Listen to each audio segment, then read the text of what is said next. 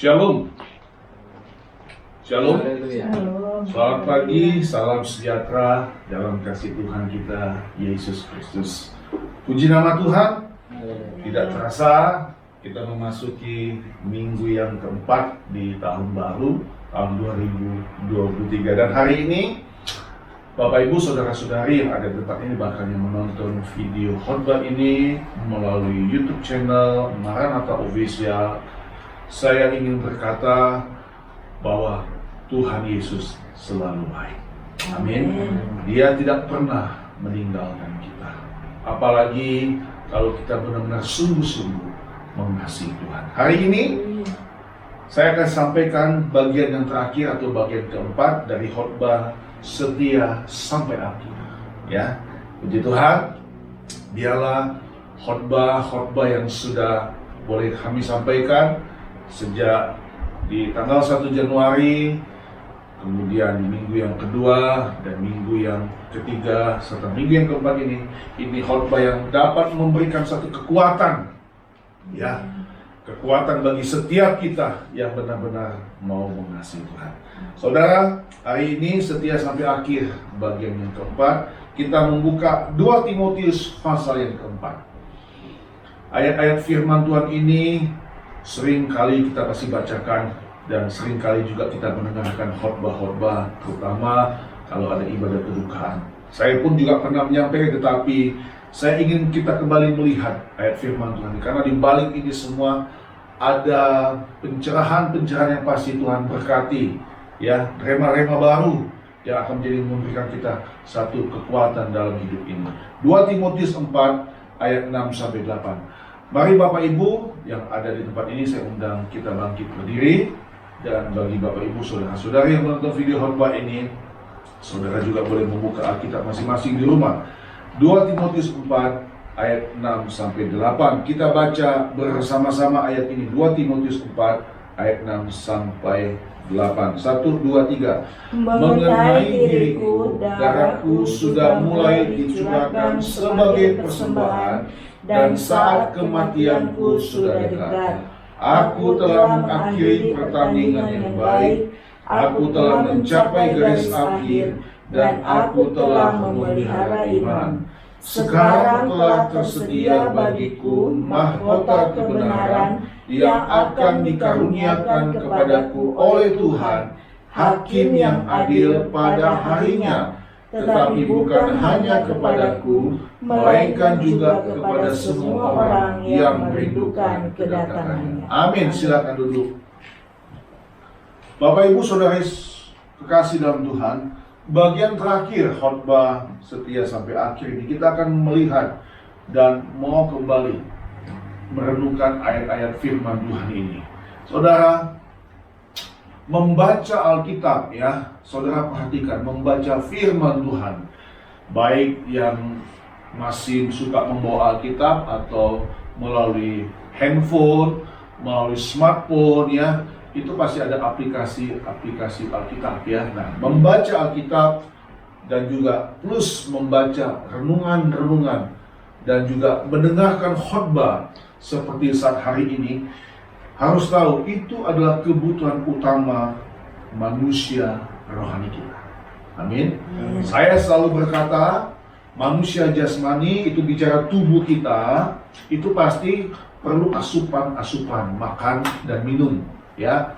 Bisa sehari 3 kali, ya. Kita makan dan minum untuk supaya tubuh kita kuat, tidak lemah, tidak gampang terserang sakit, ya. Dan kita bisa beraktivitas, melakukan kegiatan pekerjaan apa saja yang dipercayakan. Nah, saudara, membaca Alkitab seperti pada hari ini, merenungkan firman Tuhan, saudara harus tahu, itu menjadi makanan utama, suplemen utama, vitamin bagi kehidupan manusia rohani kita.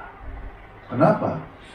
Tubuh kita, tubuh jasmani kita, semakin hari akan semakin merosot, ya. Semakin hari akan semakin merosot. Kulit menjadi keriput, rambut menjadi putih, ya kan? Ya.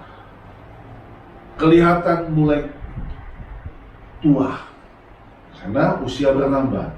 Tapi manusia rohani kita justru semakin hari kita mendengarkan firman Tuhan, kita membaca Alkitab, membaca renungan, itu manusia rohani kita tuh menjadi kuat. Kita harus tahu ya, di dalam tubuh kita ada 3, yaitu fisik, jiwa, dan rohani.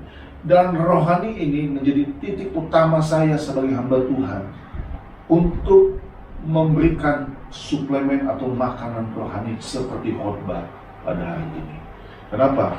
Supaya hidup kita, hidup yang kita jalani benar-benar segaris, satu frekuensi ya dengan Yesus Kristus, ya, agar kita tahu kita tidak bergantung kepada dunia ini, tidak berharap kepada dunia ini. Kita mau belajar untuk membalas kebaikan, membalas kejahatan dengan kebaikan, ya, banyak yang diajar oleh firman Tuhan. Nah, saudara, iman kita, saya percaya, iman anak Tuhan, iman Bapak Ibu, iman setiap orang yang mendengarkan khotbah ini pasti akan bertumbuh kepada pengenalan Allah yang hidup. Mengapa? Karena yang memberikan firman ini adalah Yesus melalui mulut hamba-hambanya, ya. Jadi saudara akan semakin mengenal siapa yang memberi kita makan, ya. Saudara, hewan saja seperti kayak anjing, ya, itu tiap hari diberi makanan oleh tuannya. Dia mengenal tuannya.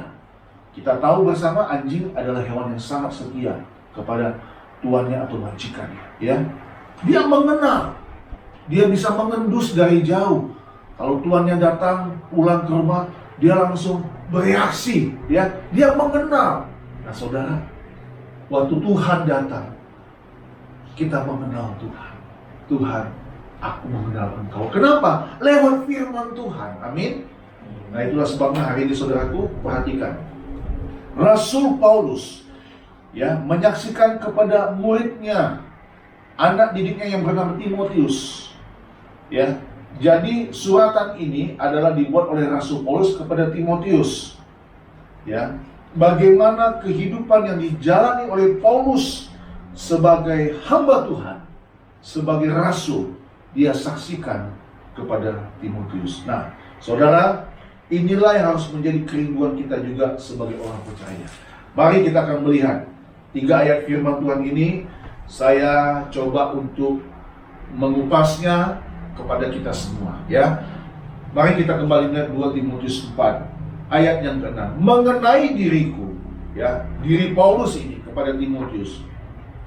Darahku sudah mulai dicurahkan sebagai persembahan dan saat kematianku sudah dekat. Saudara, yang pertama, hidup yang sementara, yang sisa ini, kita mau lebih sungguh-sungguh untuk melayani Tuhan.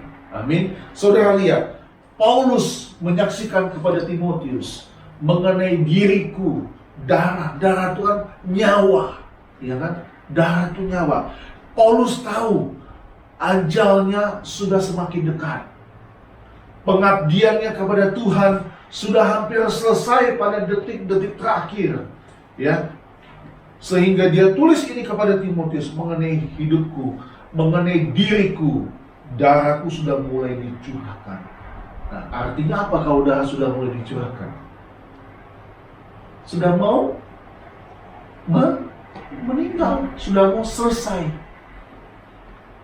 Saudara lihat, sebagai persembahan. Nah, perhatikan, saudara, inilah yang jadi kerinduan hati saya, hati kita semua. Yang pertama, hidup yang sementara atau hidup kita yang sisa ini, kita mau lebih sungguh-sungguh melayani Tuhan. Amin. Musa mau lebih sungguh-sungguh untuk beribadah, karena kita tidak pernah tahu umur hidup manusia, ya. Jangan kita berpikir saya masih panjang hidup di dunia ini, ya. Jangan kita punya pikiran begitu, karena setiap saat, ya, maut bisa menjemput kita, ya, kematian bisa datang, dan itu satu kepastian. Itulah sebabnya pagi ini, dalam bagian yang terakhir, yang pertama saya mau bagikan kepada kita semua, bahwa hidup yang sementara atau hidup yang sisa, kita mau sungguh-sungguh untuk melayani Tuhan. Kalau saya mau tambahkan, kita mau sungguh-sungguh untuk mencari Tuhan. Amin. Kita mau sungguh-sungguh untuk beribadah kepada Tuhan. Ya. Kalau kamu punya kesibukan dalam pekerjaan, Bapak Ibu punya jalan, kerjakan. Tetapi jangan pernah lupa juga, di balik kita bekerja, kita juga tetap berdoa, bersekutu dengan Tuhan. Nah, untuk melengkapi bagian yang pertama ini, saya mengajak kita untuk membuka 1 Petrus pasal yang keempat. Di dalam 1 Petrus, setelah kitab Yakobus, kita menjumpai kitab 1 Petrus pasal yang keempat. 1 Petrus 4, saya akan bacakan untuk kita semua. Perhatikan, 1 Petrus 4 ayat 1-3, semua sudah dapat ya? Perhatikan. Jadi, karena Kristus telah menderita penderitaan badani, ya, disalibkan, gitu ya, bicara tentang kematian Yesus, kamu pun harus juga mempersenjatai dirimu dengan pikiran yang demikian. Karena barang siapa telah menderita penderitaan badani, ia telah berhenti berbuat dosa. Jadi tubuh kita ini, ya, tubuh kita ini kan, daging kita ini kadang-kadang kan penuh keinginan, ambisi dan nafsu. Nah, kita harus mempersenjatai diri kita dengan pikiran bahwa tubuh kita ini milik Tuhan, ya, jangan sembarangan. Kemudian saya baca ayat kedua, supaya, perhatikan ini dia ayat yang kedua, supaya apa? Waktu yang sisa jangan kamu pergunakan menurut apa? Keinginan manusia, tetapi menurut apa? Menurut kehendak Allah. Ayat 3, sebab telah cukup banyak waktu kamu pergunakan untuk melakukan kehendak orang-orang yang tidak mengenal Allah. Nah, saudara perhatikan, kita ini kan hidupnya penuh dengan banyak ambisi.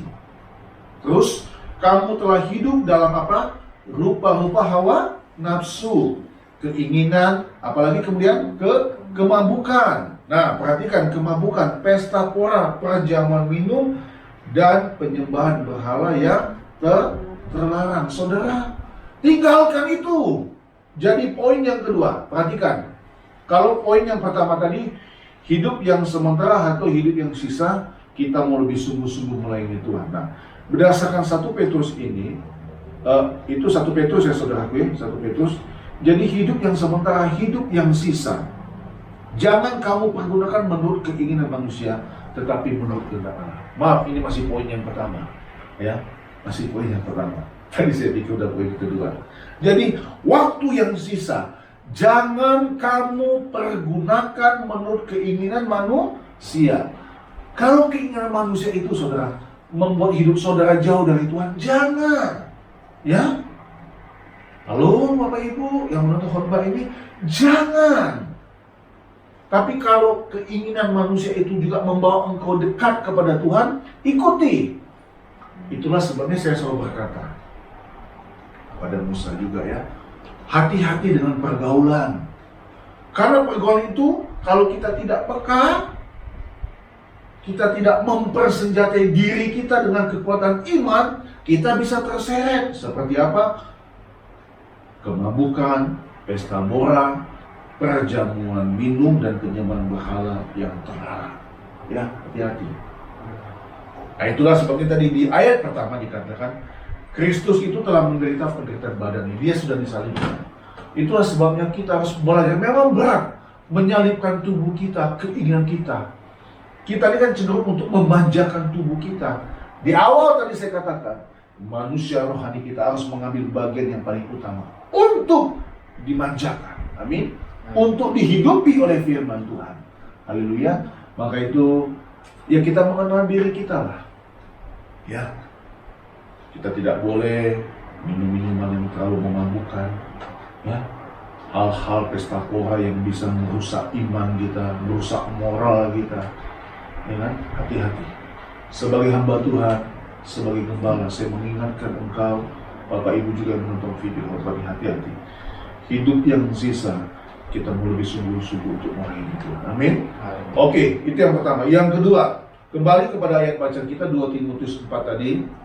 2 Timotius 4 ayat yang ke-7. 2 Timotius 4 ayat yang ke-7. Aku telah mengakhiri pertandingan yang baik. Aku telah mencapai garis akhir. Dan aku telah apa? Memelihara iman. Nah, saudara, saya mau baca yang ditulis oleh Alkitab bahasa Indonesia sehari-hari. Ini sangat menarik. Pernah saya dulu sampaikan ini, dan saya ingin mengulang kembali untuk membaca apa yang ditulis dalam bahasa Alkitab sehari-hari, bahasa Indonesia sehari-hari. Ayat 8 ya, ayat 7. Saya sudah mengikuti perlombaan dengan sebaik-baiknya dan sudah mencapai garis akhir. Saya tetap setia pada janji saya kepada Kristus sampai akhir. Dipakai kata, saya tetap setia pada janji saya. Saudara, luar biasa. Kalau di sini kan ditulis, aku telah memelihara iman. Tapi dalam Alkitab bahasa Indonesia sehari-hari ditulis kata, saya setia pada janji saya kepada Kristus sampai akhir. Saudara, yang kedua, hiduplah setia untuk Tuhan Yesus. Amin. Mungkin saudara tidak pernah atau mungkin menggumam di hati saudara. Menggumam itu di hati kita ya. Aku mau setia kepada Tuhan. Saudara, kalau engkau punya kerinduan dan niat seperti begitu, hidup itu terus kerinduan itu. Ya. Maka itu saya tulis di sini, hiduplah setia untuk Tuhan Yesus. Setialah dalam segala hal. Amin. Jangan berkhianat kepada Tuhan. Jangan tinggalkan Tuhan. Saya menaruh respek dan hormat saya. Kalau engkau datang dari tempat jauh, datang ke tempat ini beribadah, engkau mau mencari wajah Tuhan. Amin. Tingkatkan. Hiduplah setia. Jadi yang kedua, hiduplah setia untuk Tuhan Yesus. Amin. Nah saudara, saya ingin melengkapi ini dengan 2 Timotius 2. 2 Timotius 2. Kita buka satu lembar atau baca sebelumnya. 2 Timotius 2 ayat yang ke-11 sampai 13. Nah ini perhatikan bunyi firman Tuhan ya. 2 Timotius 2 ayat 11 sampai 13. Benarlah perkataan ini. Jika kita mati dengan dia, apa? Kita pun akan hidup dengan dia. Ayat 12. Jika kita bertekun, kita pun akan ikut memerintah dengan dia. Jika kita menyangkal dia, dia pun akan menyangkal kita. Hati-hati loh. Nah ayat 13 perhatian. Jika kita apa? Tidak setia, dia apa? Tetap setia, karena dia tidak dapat menyangkal dirinya. Ini bicara kodrat Tuhan, saudaraku. Manusia bisa tinggalkan Yesus, berkhianat kepada Tuhan, tidak setia kepada Tuhan. Tetapi Tuhan tetap setia akan janjinya. Amin. Seharusnya menyadari ini, kita pun mengambil sikap hati untuk tetap setia kepada Tuhan. Seperti tadi yang saya sudah baca. Paulus katakan, maksud saya dalam terjemahan Alkitab tadi katakan, aku akan tetap setia pada janji saya kepada Kristus sampai akhir. Luar biasa. Haleluya, saudara-saudara. Ya. Jadi yang kedua, hiduplah setia untuk Tuhan Yesus. Minggu lalu saya sudah katakan, nanti kita akan lihat kehidupan yang berbuah manis kalau kita ikut Tuhan. Nah itu poin yang ketiga. Ya, kita kembali kepada 2 Timotius tadi, ayat pokok kita, ayat emas kita 2 Timotius 4 ayat 8. Kita mau baca sama-sama ya. 2 Timotius 4 ayat 8, poin yang terakhir. 1, 2, 3. Sekarang telah tersedia bagiku mahkota kebenaran yang akan dikaruniakan kepadaku oleh Tuhan, hakim yang adil pada harinya. Tetapi bukan hanya kepadaku, melainkan juga kepada semua orang yang merindukan kedatangan. Yang ketiga, perhatikan saudaraku, janji Tuhan bagi orang yang setia. Apa janji Tuhan? Di ayat ini, Tuhan menyediakan Paulus mahkota kebenaran. Jadi yang pertama, hidup yang sementara atau hidup yang sisa, kita mau lebih sungguh-sungguh melayani Tuhan Yesus. Yang kedua, hiduplah setia untuk Tuhan Yesus. Yang ketiga, janji Tuhan Yesus bagi orang yang setia.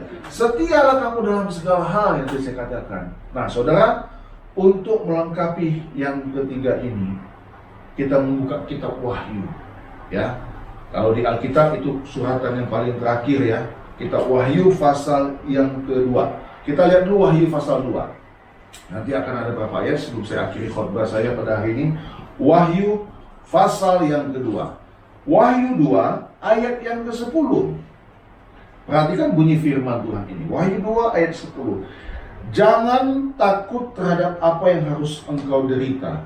Sesungguhnya iblis akan melemparkan beberapa orang dari antaramu ke dalam penjara, supaya kamu dicobai, dan kamu akan beroleh kesusahan selama 10 hari. Kita baca sisa ayat ini sama-sama, 2, 3. Hendaklah engkau setia sampai mati, dan aku akan mengaruniakan kepadamu mahkota kehidupan. Saudara, dalam kitab Wahyu pasal kedua ini tulisan Rasul Yohanes kepada jemaat di Smyrna. Katakannya, hendaklah engkau setia sampai mati. Firman Tuhan yang disampaikan kepada Rasul Yohanes di Pulau Patmos kepada jemaat di Smyrna, hendaklah engkau setia sampai mati, dan aku akan mengaruniakan kepadamu mahkota kehidupan. Saudara, apakah kita mau hidup yang kita jalani kita isi dengan hal yang tidak baik? Tentu tidak mau, bukan? Minggu lalu saya sudah berkata apa? Saya ingatkan kepada saudara, kesetiaan kepada Tuhan pastilah berbuah manis, ya kan? Kesetiaan kepada Tuhan pastilah berbuah manis. Hari ini janji Tuhan bagi orang yang setia. Haleluya, saudara-saudaraku. Tuhan tidak pernah ingkar janji. Paulus disiapkan mahkota kebenaran, jemaat di Smyrna disiapkan mahkota kehidupan. Nah, sekarang kita tambah lagi satu ayat, saudara-saudaraku. Wahyu pasal 17. Wahyu 17 ayat 14. Wahyu 17 ayat 14. Wahyu 17 ayat 14. Kita baca. Mereka akan berperang melawan anak domba, tetapi anak domba akan mengalahkan mereka, karena ia adalah Tuhan di atas segala Tuhan dan Raja di atas segala Raja. Kita sama-sama baca, 1, 2, 3. Mereka bersama-sama dengan dia juga akan menang, yaitu mereka yang terpanggil, yang telah dipilih, dan yang setia. Amin. Kita akan menang. Kalau tulisan ini mengatakan mereka yang bersama dia akan menang, kita pun akan menang, asal kita tetap setia. Amin. Mau tidak mendapat mahkota kehidupan? Mau tidak? Mau? Amin. Saya pun mau. Mahkota kebenaran saya pun mau. Saya ingin hidup saya menang bersama dengan Tuhan. Asal apa? Yang tadi, mau sungguh-sungguh melayani Tuhan dan hidup setia untuk Tuhan. Janji Tuhan bagi orang yang setia. Bagian yang ketiga ini. Nah, saudara, tidak ada tempat yang indah dan bahagia bagi seorang pengkhianat kepada Tuhan. Perhatikan kalimat saya. Ini bisa menjadi quotes atau kata-kata penting pada hari ini. Quotes of the day. Tidak ada tempat yang indah dan bahagia bagi seorang pengkhianat kepada Tuhan Yesus. Saya ajak kita untuk membuka ayat yang terakhir, Wahyu 21. Wahyu pasal 21 ayat yang ke-8. Saya baca untuk kita semua, untuk meneguhkan apa yang saya tulis tadi, yang saya ucapkan. Tidak ada tempat yang indah dan bahagia bagi seorang pengkhianat kepada Tuhan Yesus. Perhatikan, Wahyu 21 ayat 8. Saya ajak kita baca sama-sama, 1, 2, 3. Tetapi orang-orang penakut, orang-orang yang tidak percaya, orang-orang keji, orang-orang pembunuh, orang-orang sundal, tukang-tukang sihir, penyembah-penyembah berhala, dan semua apa? Pendusta.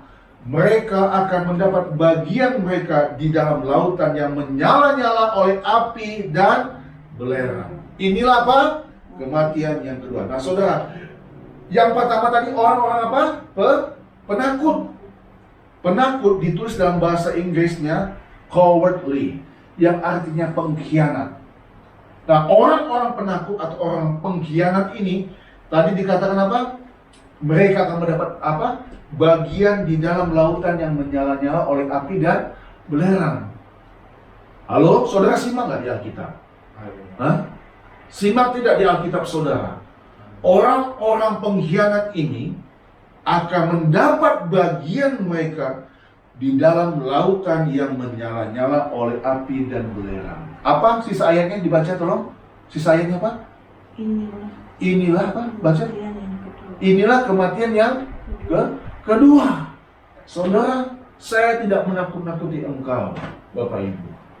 Tapi saya mau berkata, firman Tuhan ini tegas. Kalau engkau menjadi mengkhianat kepada Tuhan Yesus, tidak ada tempat yang indah dan bahagia bagimu. Engkau akan masuk kepada kematian yang kedua. Maksudnya di sini apa? Tadi saya selalu katakan, ingatkan, kita akan mengalami kematian, kepastian ya, meninggalkan dunia. Itu kematian yang pertama. Tapi kematian yang kedua ini bagi orang-orang penakut, orang-orang yang tidak percaya. Baca itu baik-baik Wahyu 21 ayat 8. Orang-orang pengkhianat kepada Tuhan. Saudara, kematian kedua ini dimasukkan ke dalam api kekal. Yaitu apa? Saudara, kita menjadi setia, kita menjadi pribadi yang setia untuk Tuhan Yesus. Amin. Dimanapun engkau berada, anak-anak Tuhan yang menonton video khotbah ini, hiduplah lebih sungguh-sungguh untuk melayani Tuhan. Hiduplah setia kepada Dia. Ya, orang lain bisa berkhianat kepadamu, orang lain bisa menyakiti hatimu, meninggalkanmu, tapi jangan pernah tinggalkan Tuhan. Yang ketiga, janji Tuhan bagi orang yang setia. Ya, saudara, masa kita sudah berjuang dalam hidup ini, berjuang mempertahankan iman kita. Ya, seperti kesaksian Paulus kepada Timotius tadi. Aku memelihara iman. Aku tetap setia pada janji kepada Kristus sampai akhir. Pasti ada upah kekal untuk Paulus. Amin. Di dunia mungkin engkau dilupakan orang, tapi Tuhan tidak pernah melupakan engkau. Ya, oleh sebab itu teruslah melangkah bersama Tuhan dalam kehidupan ini. Ya, Musa juga ya. Una, kamu tetap terus melangkah bersama dengan Tuhan. Ya, cari Tuhan. Jangan pernah jenuh, jangan pernah bosan, jangan pernah putus asa. Tetap semangat untuk mencari wajah Tuhan. Hidup dalam kebenaran Tuhan. Tetaplah setia sampai selama-lamanya. Tuhan Yesus menolong kita semua. Nah, Tuhan berkati, kiranya kebenaran firman Tuhan ini menjadi berkat bagi setiap kita semua. Haleluya. Haleluya.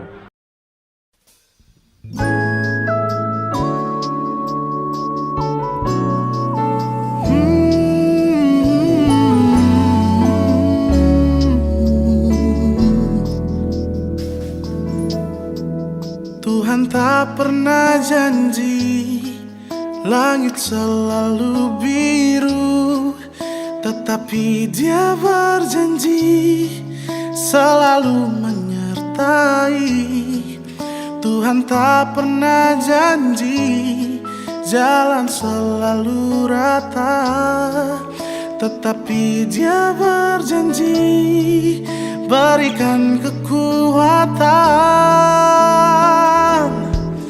Jangan pernah menyerah, jangan berputus asa. Mujizat Tuhan ada saat hati menyembah. Jangan pernah menyerah, jangan berputus asa. Mujizat Tuhan ada bagi yang setia dan percaya.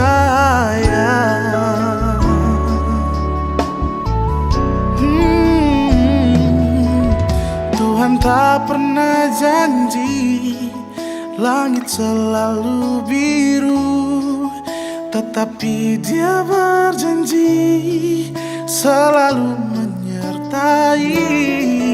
Tuhan tak pernah janji jalan selalu rata, tetapi Dia berjanji berikan kekuatan.